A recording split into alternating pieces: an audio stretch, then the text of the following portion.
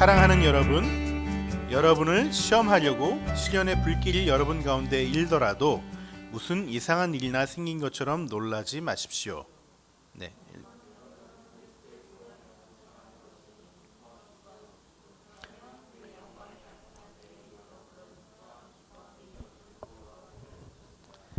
여러분이 그리스도의 이름으로 모욕을 당하면 복이 있습니다.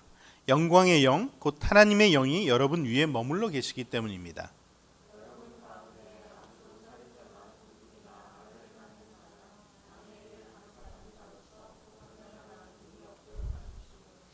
그러나 그리스도인으로서 고난을 당하면 부끄러워하지 말고 도리어 그 이름으로 하나님께 영광을 돌리십시오.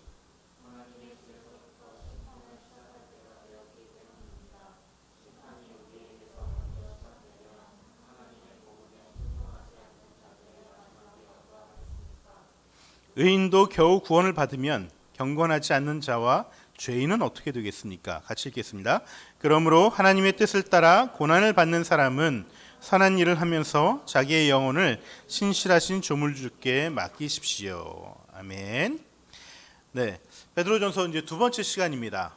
두 번째 시간인데요. 우리가 베드로전서를 보면서 계속해서 이 고난에 대해서 묵상하고 있습니다. 지난주는 고난에 임하는 우리의 정체성에 대해서 함께 생각해봤습니다. 우리가 지난주에 우리의 정체성이 뭐라고 말씀드렸죠? 네, 우리 암송 구절이 있었죠. 암송 구절. 네, 여러분은 택하신 백성이요, 그리고 왕 같은 제사장이요, 또 뭐죠? 거룩한 족속이요, 하나님의 소유된 자들이다. 이렇게 말씀하시죠. 백성이라고 얘기합니다. 이거 뭐 다 기억 암송하면 좋지만은 못하셔도 괜찮습니다. 네, 암송하시면 더 좋고요. 저도 잘 암송 이게 헷갈려요. 이게 그 개역개정하고 새번역하고 자꾸 헷갈려가지고 특히 유명한 구절일수록 잘 헷갈리는데, 그래도 우리가 택함 받은 어떤 백성이라는 거, 그리고 우리가 왕 같은 왕, 그리고 제사장의 직분을 받았다는 것, 사명을 가졌다는 것, 그리고 하나님의 소유라는 것, 그리고 거룩한 나라이고 족속이라는 것을 좀 기억하셨으면 좋겠어요. 한 주간 동안 말씀의 키포인트 되는 말씀을 기억하시면 더 좋겠습니다. 뭐 전혀 이것도 잘 기억이 안 나는 택함, 백성, 거룩한 나라, 왕 같은 제사장, 이런 거라도 계속해서 이렇게 떠올리시고 묵상하시면 굉장히 좋을 것 같습니다. 또 궁금하면 또 스마트폰 찾아보시고 이렇게 하시면 되니까 괜찮습니다. 네. 그리고 지금은 이렇게 많은 도구들이 있어가지고 충분히 이것들을 활용할 수 있는데, 사실 초대교회 때는 말씀이 너무나 귀했죠. 이 성경책 자체가 귀했고, 성경책 자체가 없었고요. 다 두루마리로 된 이런 것들이 많았죠. 그래서 사도들이 이게 편지를 쓰게 되면은, 만약에 바울이 갈라디아 편지를 갈라디아 교회에 보냈다 그러면은 갈라디아 교회인들에게 이 두루마리 편지가 도착할 거 아니에요? 그러면 이 편지를 가지고 읽어보고 나서 이게 너무나 좋으니까, 은혜되고 그러니까, 이건 우리만 읽을 것이 아니라 다른 교회도 보내야 되겠다, 그런 마음이 들죠. 그렇게 해서 이게 회람하는 편지가 됩니다. 그래서 일단은 다른 교회 보내기 전에 우리가 이제 막 필사를 하는 거예요. 필사를 해서 갖고 있고, 원본은 또 다른 고린도 교회나 에베소 교회나 이렇게 보내는 것이죠. 또 우리가 갖고 있지만은 이 갈라디아서를 만약에 갈라디아 교회가 갖고 있지만 이것들을 늘 볼 수 있는 게 아니에요. 왜냐하면은 이 편지를 오늘은 이 가정교회에서 보고요, 다음 주에는 자기들만 볼 수 없으니까 저기 건너편에 사는 다른 가정 교회로 보내게 되죠. 거기서 그때는 그날을 거기서 읽습니다. 또 대부분이 그 당시에는 다 이게 까막눈들이 많으셔가지고 아마 전체 인구의 한 1% 정도만 이렇게 글을 읽을 수 있는 그런 시대이기 때문에 누가 읽어주지 않으면 또 이것을 볼 수가 없어요. 그러니까 이 예배 시간에 이 성경을 읽는 것에, 읽을 때 굉장히 다들 정말 집중해서 듣습니다. 집중해서 듣고 그걸 마음에 새기는 거죠. 그걸 다 기억할 수 없기 때문에 정말 자기한테 와닿은 몇 구절들 계속해서 마음속에 새기고 속으로 막 외우면서까지 이렇게 집중해서 듣게 됩니다. 만약에 그걸 집중하지 못했다, 못 들었다, 그러면 이제 한 주간 이제 말씀이 없이 이제 살아가게 되는 것입니다. 여러분, 이게 말씀 없이 산다는 게 어떤 의미일까요? 말씀 없이 산다는 게. 우린이가 틈만 나면 저한테 묻는 게 있어요. 도대체 왜 하나님은 안 보이는 거냐? 그런 거죠. 맨날 이걸 저한테 물어요. 왜 아빠, 왜 하나님은 왜 안 보여? 막 그렇게 물어봅니다. 사실 우리의 삶에 하나님은 보이지 않습니다. 우리가 학교에 수업 열심히 듣고 50분 열심히 공부하고 10분 쉬면서 이렇게 앉아 있을 때 하나님이 싹 나타나서 수고했어 공부하라고 이렇게 얘기해 주지 않습니다. 우리가 일하면서 이렇게 막 피곤해서 잠깐 이렇게 기지개 필 때 예수님이 쫙 나타나서 우리 승재 형제한테 막 두들겨주고 안마해주고 그렇지 않습니다. 하나님은 보이지 않습니다. 그래서 우리 함석헌 선생님께서 이런 말씀하셨죠. 하나님은 없이 계신 듯 있으신 분이시다. 없이 계신 듯 있으신 분이시다. 이렇게 정의를 내리셨어요. 정말 맞는 말 같습니다. 정말 없는 것 같아요. 없는 것 같아요. 근데 뒤돌아서 보면은 좀 시간이 지나서 보면 하나님께서 역사하신 게 있구나. 그렇게 우리가 유추할 수 있고 그렇게 우리가 결론을 내릴 수가 있는 것이죠. 이렇게 없이 계시는 듯한 하나님 앞에서 우리가 살아가야 되는데 하나님은 없이 계신 듯 같이 있으시지만은 어떤 삶의 어려움은 늘 있는 것 같죠. 너무나 많습니다. 지금 코로나가 전 세계를 흔들고 있는데 2000년 교회 역사를 보더라도 이 전염병이 없었을 때가 별로 없었습니다. 예전에는 약도 없고 뭐 검사 키트도 없고 뭐 그렇습니다. 바이러스 눈에 보이지 않지만은 바이러스로 인한 체험은 우리가 하잖아요. 아프고 열나고 힘들고 그런데 하나님도 보이지 않는데 하나님에 대한 체험을 잘 못하고 그렇습니다. 하나님한테도 감염되고 싶은데 우리의 마음은 정말 가뭄에 콩나듯이 이렇게 어떤 그런 신비한 체험도 하긴 하지만은 대부분 또 감동받았다가도 쉽게 잊어버리고 마음이 식어지고 언제 하나님이 임하셨는지 슉 지나가 버리신 것 같고 그렇게 우리가 살아갈 때가 많습니다. 그래서 하나님을 붙잡는다는 것, 하나님을 본다는 것은 우리가 말씀을 붙잡는 거예요. 말씀을 붙잡는 거예요.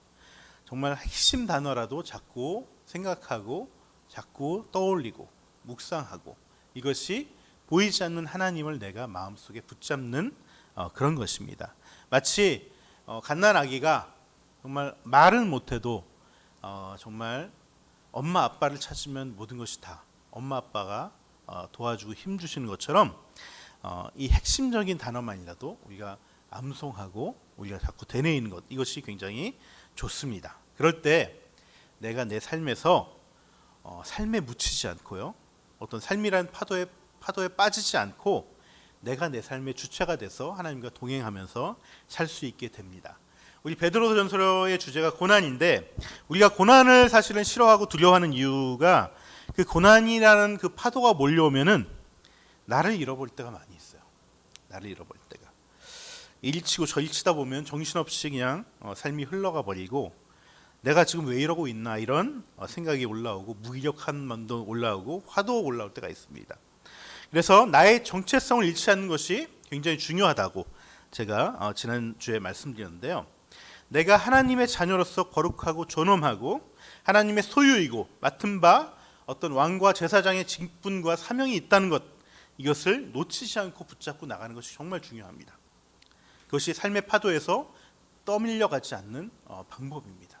그런데 문제는 나의 정체성이라는 게 항상 완벽하게 고정되어 있지 않아요.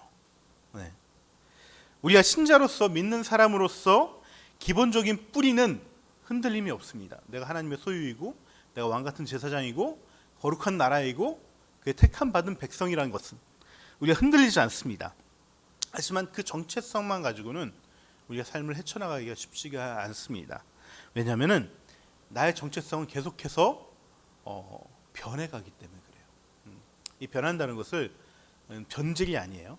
나 변질될 수도 있습니다. 하지만 신앙 안에서는 좀 더 확장되고 깊어지고 성숙되어지기 때문에 그렇습니다. 그래서 우리의 정체성이 좀 더 확장되고 깊어지게 하시기 위해서 하나님은 우리에게 뭘 허락하시냐면 고난이라는 것을 허락해 주시는 거예요. 우리가 고난이라는 것을 정의할 때 우리는 보통 이렇게 생각하잖아요. 힘든 일, 고통스러운 일, 이런 것을 고난이라고 생각하지만 우리가 고난을 좀 더 다른 각도에서 정의를 내려보면은 고난이라는 것은 지금 내가 익숙하지 않은 환경이 바로 고난이에요. 익숙하지 않는 환경. 고난은 내가 이전의 나와 지금의 나가 익숙하지 않은 그 모든 환경이 바로 고난의 환경입니다. 우리는 늘 이전에 내가 익숙한 일을 하면서 살기를 원해요. 늘 하던 일, 편한 그 익숙한 환경을 원해야 합니다. 우리가 변화가 있지만은 변화가 오더라도 그 변화가 예측 가능한 범위 내에서의 변화만 원해요. 근데 내가 원치도 않고 예측하지도 못한 그런 변화가 찾아오면은 이것이 바로 고난의 상황이 됩니다. 그래서 삶이 쉽지가 않은 것입니다. 그래서 고난을 좀 더 직설적으로 표현하면은 내가 통제할 수 없는 상황이 바로 고난의 상황입니다. 내가 원치 않는 그리고 내 능력 밖의 일이 터지고 그것이 지속되는 상황이 고난의 상황입니다. 보통 이런 고난이 닥치면요, 보통 두 가지 질문이 올라옵니다. 두 가지 질문이. 하나는 좋은 질문이고요, 하나는 나쁜 질문입니다. 나쁜 질문은 뭐냐면은 왜라는 질문이에요. 왜 나한테 이런 일이 생겼지? 왜 저 사람은 왜 나를 이렇게 못 살게 굴지? 그러면서 그 고난의 이유를 묻는 왜라는 질문이 있어요. 우리가 그것이 먼저 나오게 돼 있습니다. 근데 그것은 좋은 질문이 아니에요. 좋은 질문. 왜냐하면은 이러한 고난에는 대부분 이유를 정확하게 알 수 있는 경우가 많이 없습니다. 그리고 이유를 안다 하더라도 그걸 해결할 수 있는 방법이 없어요. 대부분. 그렇기 때문에 이 왜를 자꾸 물어보면은 내 정서만 더 힘들어지는 거예요. 오늘 본문 12절을 보시면요, 이렇게 얘기하죠. 사랑하는 여러분, 여러분을 시험하려고 시련의 불길이 여러분 가운데 일어나더라도 무슨 이상한 일이나 생긴 것처럼 놀라지 말라고 얘기합니다. 네. 이게 무슨 말이냐면은 고난이 다가와도 내가 통제할 수 없는 그런 일이 생기더라도 이게 이상한 일로 보지 말라는 거예요. 이걸 놀라워하지 말라는 거예요. 그러면서 왜라는 질문을 던지지 말라는 것입니다. 만약에 내가 왜를 물어서 이유를 알 수 있고 그 이유를 가지고 그거를 해결할 수 있다면, 그 고난을 해결할 수 있다면 그건 고난이 아닙니다. 그거는 고난이 아니라 문제예요. 문제. 삶의 문제. 삶의 문제는 우리가 해결해야 되는 것들이에요. 문제는 해결하라고 있는 것입니다. 온몸으로 받아 안아서 그 문제는 풀어가야 되는 것입니다. 하지만 해결할 수 없는 문제라면은 계속해서 왜를 묻는 것은 아무런 도움이 되지 않습니다. 그럴 때는 차라리 고난의 의미를 물어야 되는 거예요. 의미를. 문제 상황이라면은 그 문제를 내가 직면하고 해결해야 되지만 이것이 고난의 상황이라면은 그 상황에서 내가 잠시 고난의 상황을 내버려 두고 그 고난의 상황을 등지고 하나님 앞에 나가서 이 고난의 의미를 물어보고 생각해야 된다는 것입니다. 요즘 코로나 때문에 무기력에 빠지신 분들이 굉장히 많다고 그래요. 또 저도 우리가 한 2주째 어린이집 안 가니까 굉장히 힘들어지고 그렇게 되는데 그래서 막 우울증에 빠지시는 분들도 계시고 또 가족이 집에 같이 늘 붙어 있다 보니까 불화가 일어나고 전 세계적으로도 이혼율이 계속 이제 막 늘어나고 있다고 합니다. 이렇게 모두 다 힘들어하지만은 우리가 왜 어쩌다가 이 코로나 시대를 살게 되었는지 그 이유를 아는 사람은 아무도 없습니다. 여러 가지 가설과 추측들이 있지만은 그것을 안다고 해서 우리가 이 코로나 바이러스를 어찌할 수 있는 것도 아닙니다. 우리가 코로나 이 상황을 잘 이겨나가려면 우리는 코로나가 우리에게 일어난 그 의미를 찾아야 되는 거예요. 의미를.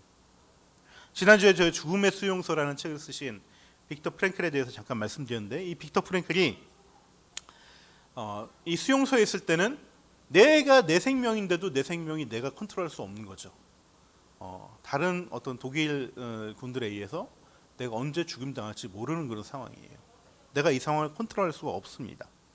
이렇게 통제당한 상황 속에서 굉장히 두렵고 불안하고 어찌할 바를 모르지만은 그 속에서 그 고난을 이겨나가는 사람들은 하나같이 그 고난의 의미를 찾는 사람들이라는 거예요. 빅터 프랭클 역시 그 수용소에서 아이디어를 하나 떠올랐습니다. 바로 그분이 창시한 로고테라피라는 거예요. 그러니까 정신 치유를 할 때 어떤 고통 가운데 우리가 정신적인 어떤 치유를 받아야 되는데 그때 의미를 자꾸 생각하고 의미를 찾는 것이 그 정신 치료의 효과적인 방법이라는 이 로고테라피라는 것을 창시하셨는데 그분의 의미는 바로 그거예요. 이 고난의 이 수용소에서 이 고난 가운데 의미를 찾은 것은 내가 이 로고테라피를 좀 더 연구해서 세상 가운데 유익을 줘야 되겠다. 그걸 위해서 지금 나의 고난이 의미가 있는 것이구나 라고 그 의미를 찾은 것이죠. 그래서 그분은 끝까지 살아남고 그것에 대해서 책과 이론을 정립해서 세상에 유익을 줬던 것입니다. 지금 코로나 그 상황이지만은 각자가 이 코로나에 대해서 어떤 의미인지를 찾으면은 이 코로나를 견디기가 훨씬 더 수월해집니다. 어떤 분들은 이 코로나의 의미를 환경에서 찾으시는 분들도 있어요. 이 생태계가 너무 망가져서 코로나가 우리에게 어떻게 보면 또 필요한 것일 수도 있다.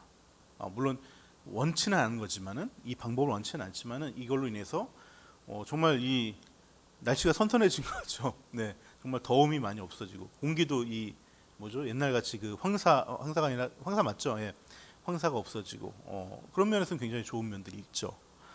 또 어떤 사람들은 내가 하는 일과 코로나의 관계 속에서 의미를 찾을 수가 있는 것이고, 내가 아이를 키운다면은 이 코로나 때문에 내가 아이하고 어떤 관계가 돼야 되고 그 속에서 이 코로나가 어떤 의미이고 이 코로나를 통해서 아이와 어떤 관계를 맺어가야 될까, 이런 것들을 찾는 것, 이것이 이 상황 속에서 이 고난 가운데서 의미를 찾아가는 방법들입니다. 사실 이 코로나 같은 전염병은 성경에 이미 다 예언됐던 얘기예요. 요한계시록 6장 8절을 보시면요, 이겁니다. 같이 읽어볼까요? 그리고 내가 보니 청황색 말 한 마리가 있는데 그 위에 탄 사람의 이름은 사망이고 지옥이 그를 뒤따르고 있었습니다. 그들은 칼과 기근과 죽음과 들짐승으로서 4분의 1에 이르는 땅의 주민들을 멸하는 권세를 받아가지고 있었습니다. 여러분, 여기서 사망이란 단어가 번역된 그 따나토스라는 그 단어가 있는데, 이것은 사실 사망이 아니라 전염병이라는 뜻을 가지고 있어요. 그러니까 그 말을 타는 사람의 이름은 전염병이라는 거예요. 그리고 그 뒤에 지옥이 따르고 있다는 거예요. 그 뒤를 따르고 있다. 여러분, 이 요한계시록은요, 어떤 특별한 어떤 종말의 시기를 예언한 책이 아닙니다. 우리가 늘 잘못 알고 있는 것 중에 하나가 이 요한계시록을 미래에 일어날 어떤 종말, 이거 인류가 종말이 오고 예수님이 재림하기 전에 어떤 상황을 말하는 것이라고 이제 잘못 이해하시는 분들이 많은데, 이것은 그것이 아니라 말세의 기간에 일어날 일들을 얘기하는 거예요. 그러니까 말세의 기간은 예수님이 부활하시고 승천하신 그 2000년대부터 2000년 전부터 오늘날까지, 그러니까 예수님이 다시 오시기 전까지 그 오랜 기간이 말세예요. 성경에서 얘기하는 말세. 이 말세 기간 동안 계속해서 일어날 상황들을 예언한 것이 요한계시록이에요. 그래서 정말 우리 교회의 역사를 보더라도 많은 일들이, 이런 전염병들이 있었고요. 이 전염병이 교회에 부흥을 주기도 했었고, 또한 교회를 힘들게 하기도 하고, 그런 일들이 계속해서 반복해 있었습니다. 이 요한계시록에서 이런 모든 종말의 징조와 고난은 믿는 사람에게도 동일하게 일어나는 겁니다. 믿는 사람이든 믿지 않는 사람이든 이 고난은 동일하게 역사를 해요. 역사를 합니다. 하지만 똑같은 고난이 닥쳐도 그 고난이 성도들에게는 연단의 길이 돼서 자신의 정체성을 더 성숙시키고 깊게 만드는 길로 만드는 것이죠. 하지만 믿지 않는 자에게는 이것이 심판이 됩니다. 이 고난이. 바로 그 차이가 고난에서 우리가 어떤 의미를 찾을 것인가의 그 차이로 판가름 나는 것입니다.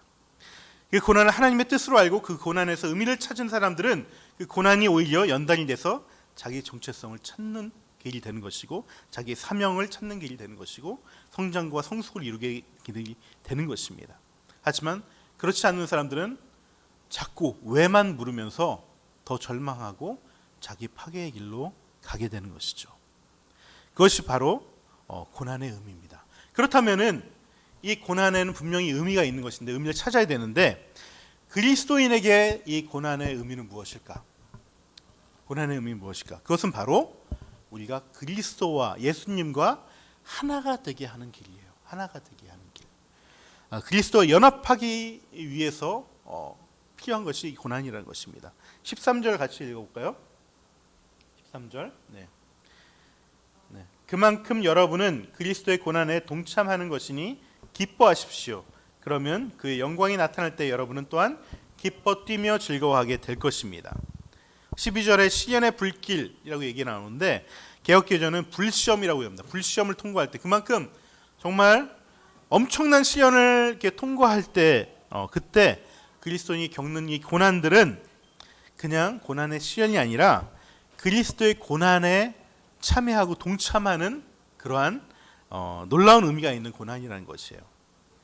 내가 지금 고난 가운데 있지만 너무나 내 개인적인 고난이고 너무나 사적인 고난이고 아무도 관심 가져주지 않고 나조차도 이 고난 피해버리고 싶고 보기 싫어해서 그냥 웬만하면 그냥 잊어버리고 싶고 내 마음 한구석 밀어버리고 싶은 이 고난이 그 아픔이 놀랍게도 예수 그리스도의 십자가와 연결이 되어 있다는 거예요. 연결이.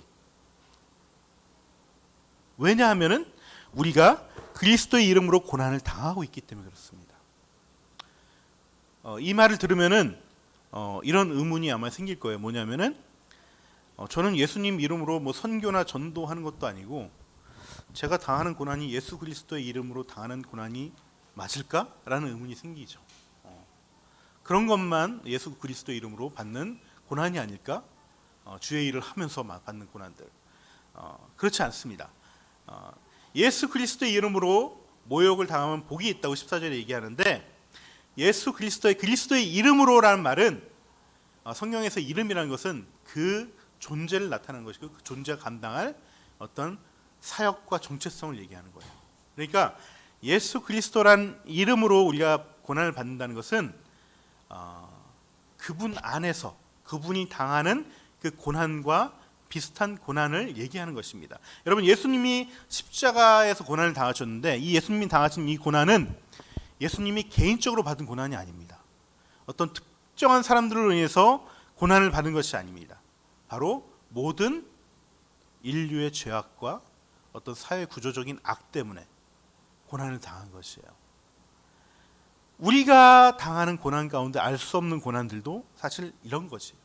개인적으로 당하는 고난이지만 누군가 특정한 사람으로부터 내가 또 고난을 당하기도 하지만 그 근원을 가보면은 사람들의 죄성과 사회 구조적인 악 때문에 내가 고난을 당하게 되는 것입니다. 그래서 우리의 고난은 십자가의 고난과 연결되어 있는 거예요.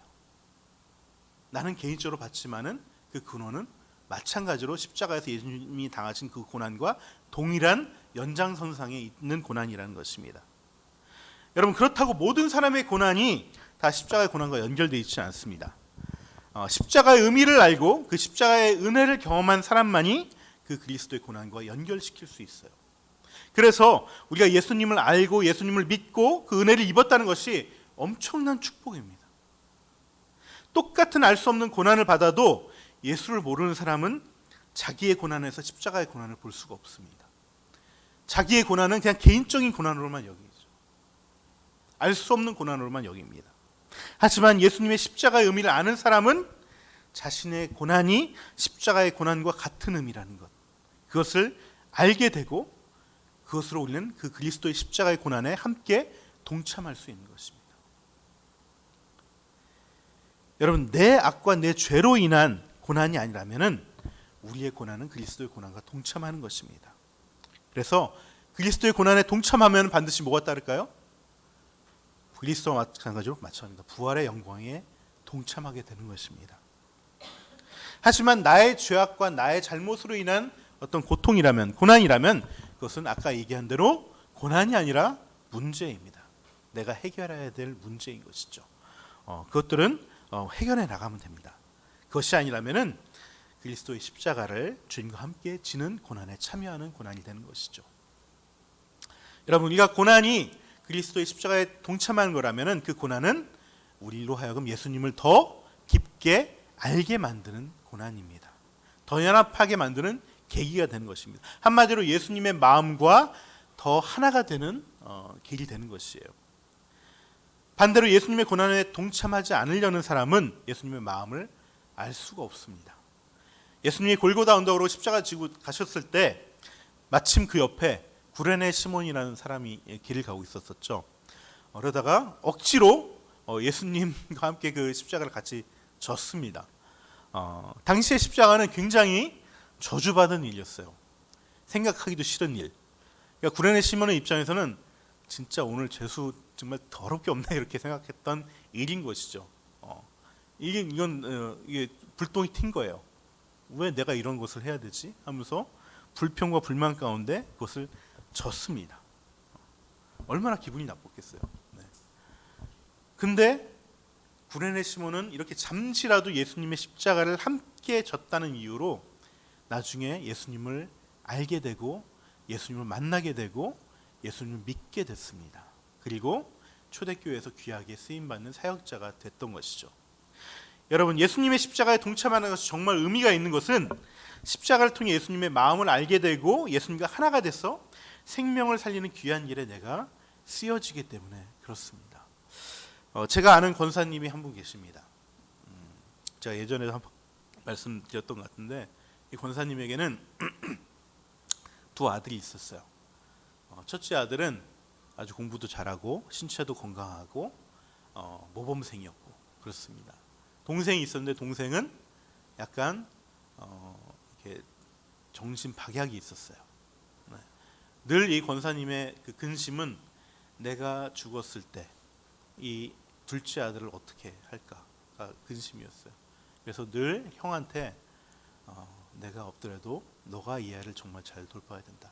너가 부모처럼 이 아이를 돌봐야 된다.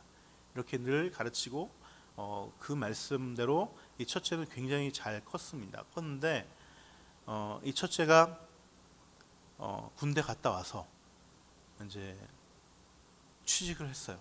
좋은 곳에 취직을 했습니다. 취직을 하고 동생하고 같이 이제 취직 기념으로 근무하기 전에 같이 여행을 갔다 왔어요. 근데 그 여행에서 교통사고를 당했어요. 근데 정말 말도 안 되는 것은 거기서 형이 죽었다는 거예요. 동생은 살아남고요. 이 권사님이 정말 그 다음부터 신앙생활을 거의 못했어요. 하나님이 너무나 원망스럽고 왜 이런 일이 왜 하나님을 데려가려면 동생을 데려가야지 왜 형을 데려가냐. 그래서 정말 한동안 방황하시고 그렇게 하셨는데 나중에 다시 신앙 찾으시고 다시 믿음 다시 회복하시고 다시 교회에 헌신하시고 이렇게 사셨는데 그때부터 이분에게 놀라운 능력이 나타났어요. 어떤 능력이 나타났냐면 위로의 능력이 나타나셨습니다. 위로의 은사가 나타나셨어요. 그래서 아무리 목사님이 위로해주고 기도해줘도 위로가 안 되는 사람도 이 권사님 가서 기도해 주시고 위로해 주시면은 다 그 위로를 받는 거예요. 다 회복되는 거예요.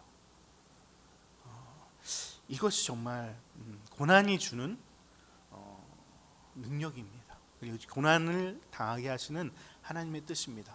물론 그렇다 하더라도 그 고난 받기 싫지만은 때로는 하나님께서 그 고난을 경험하게 하신다는 것이죠. 거기에는 하나님의 뜻이 있다는 것입니다.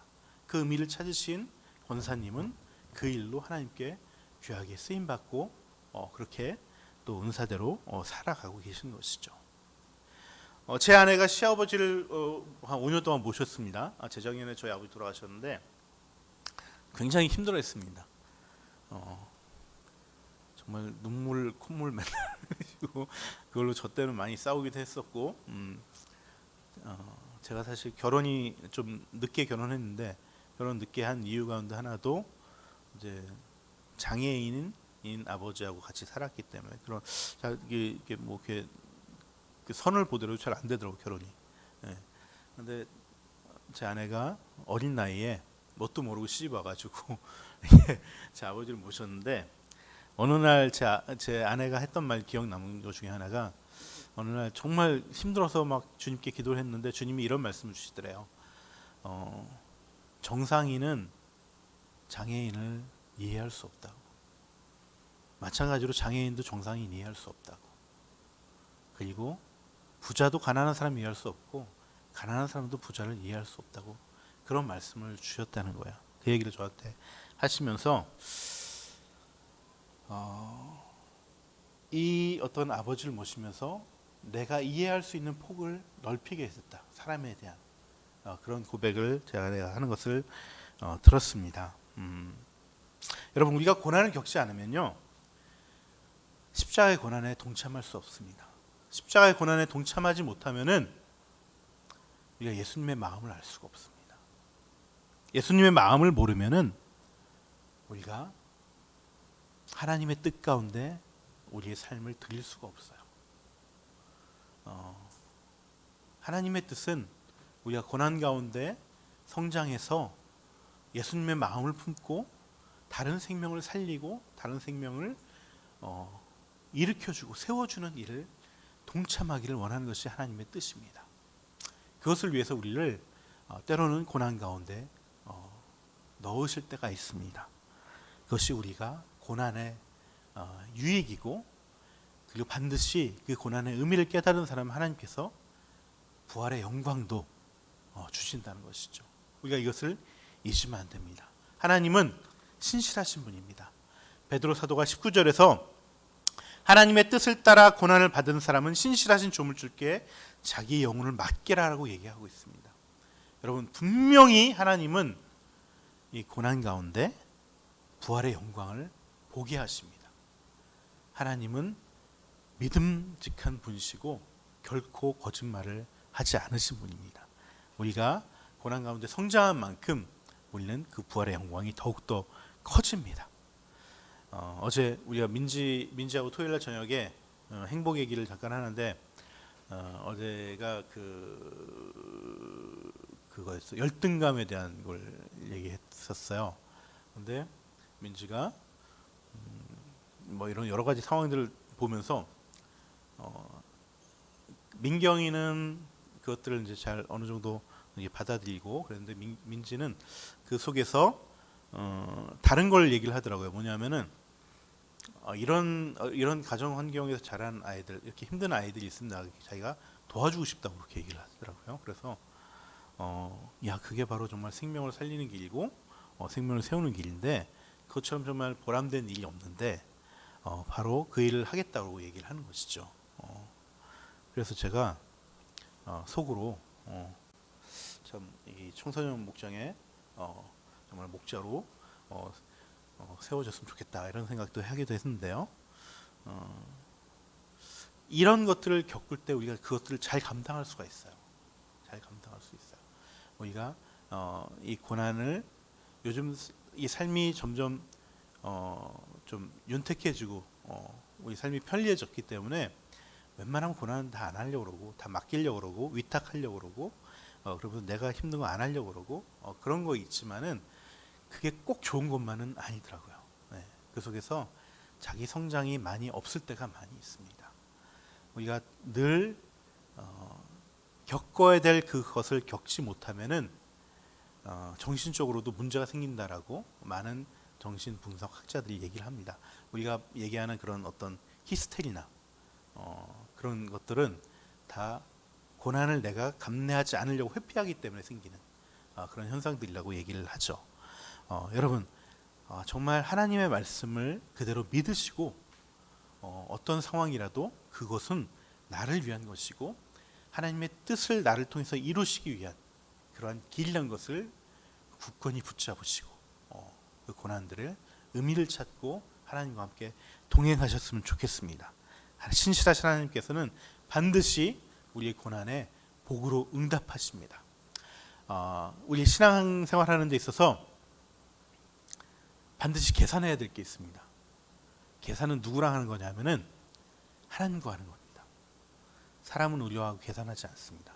사람은 내가 사랑해야 될 대상이고 섬겨야 될 대상입니다. 하지만 계산은 하나님과 하는 것입니다. 내가 한 만큼 하나님께서는 신실하게 보답하시고 응답하십니다. 물론 내가 A란 걸 줬다고 하나님은 A를 주시진 않습니다. 나에게 맞는 다른 걸로 복으로 주십니다. 하지만 분명한 것은 주신다는 것이. 그렇기 때문에 이 고난이 또한 의미가 있는 것이죠. 우리가 삶 가운데 이 고난에 동참하고 고난이 왔을 때 그 고난에서 하나님의 뜻을 이루기 위해 애쓰는 저와 여러분이 됐으면 좋겠습니다. 그걸 통해서 좀 더 하나님을 알아가고 예수님을 알아갔으면 좋겠습니다. 우리 같이 찬양하시겠습니다. 내 안에 가장 귀한 것, 우리가 예수님을 더 알아갔으면 좋겠습니다라는 마음으로 같이 찬양하시겠습니다.